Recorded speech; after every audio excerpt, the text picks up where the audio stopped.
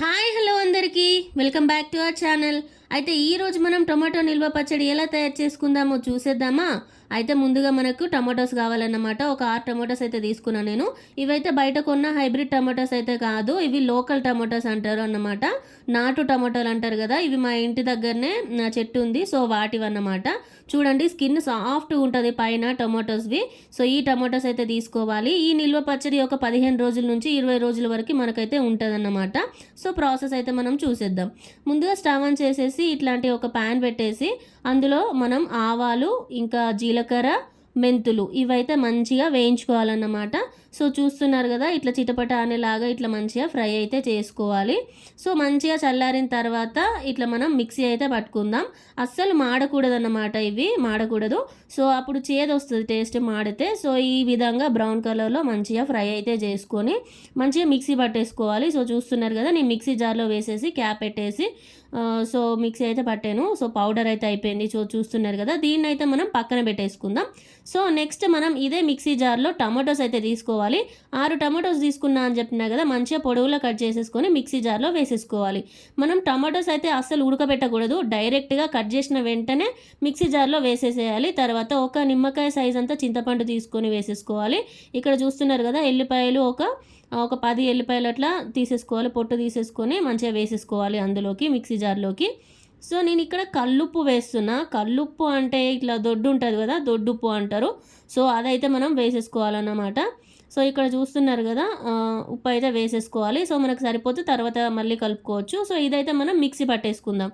So చూస్తున్నారు కదా, ఇట్లా మిక్సీ పట్టేసిన తర్వాత ఇట్లా అయిందన్నమాట. ఇది మిక్సీ అయితే ఇట్లా మంచిగా పూర్తిగా పట్టేసుకోవాలి.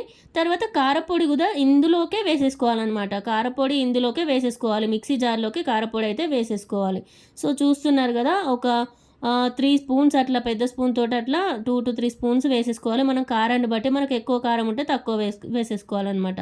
సో మొత్తం మంచిగా మిక్స్ చేసేసుకొని అదైతే పక్కన పెట్టేసుకుందాం. నెక్స్ట్ మళ్ళీ ఒక కడాయి తీసుకొని అందులోకి ఒక 3 టేబుల్ స్పూన్స్ వరకు ఆయిల్ అయితే వేసేద్దాం మనం. సో చూస్తున్నారు కదా, ప్యాన్ హీట్ అయిన తర్వాత ఒక 3 టేబుల్ స్పూన్స్ వరకు ఆయిల్ అయితే వేసేసుకోవాలి. సో మంచిగా ఆయిల్ అనేది హీట్ అయిపోయిన తర్వాత మళ్ళీ మనం కొంచెం శనగపప్పు వేసుకోవాలి. సో చూస్తున్నారు కదా, ఈ శనగపప్పు మంచిగా ఫ్రై అవ్వాలన్నమాట, మంచి టేస్ట్ వస్తుంది.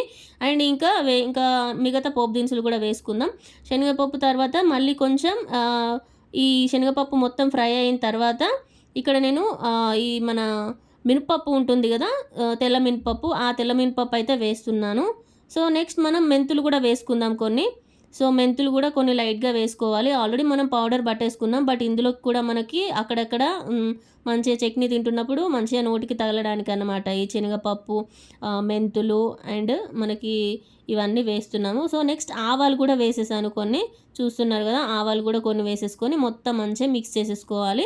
తర్వాత ఇక్కడ అవన్నీ ఫ్రై అయిన తర్వాత ఎల్లిపాయలు ఇక్కడ ఒక 10 ఎల్లిపాయలు అట్లా తీసుకొని కచ్చపచ్చగా మంచిగా దంచుకొని ఇందులోకి వేసేసుకోవాలి. తర్వాత కరివేపాకు వేసుకోవాలి, వాటర్ ఉండకూడదు కరివేపాకుకి. సో ఇక్కడ ఎండుమిర్చి వేస్తున్నాను, ఒక 5-6 ఎండుమిర్చి మంచిగా చుంచుకొని వేసేసుకోవాలి.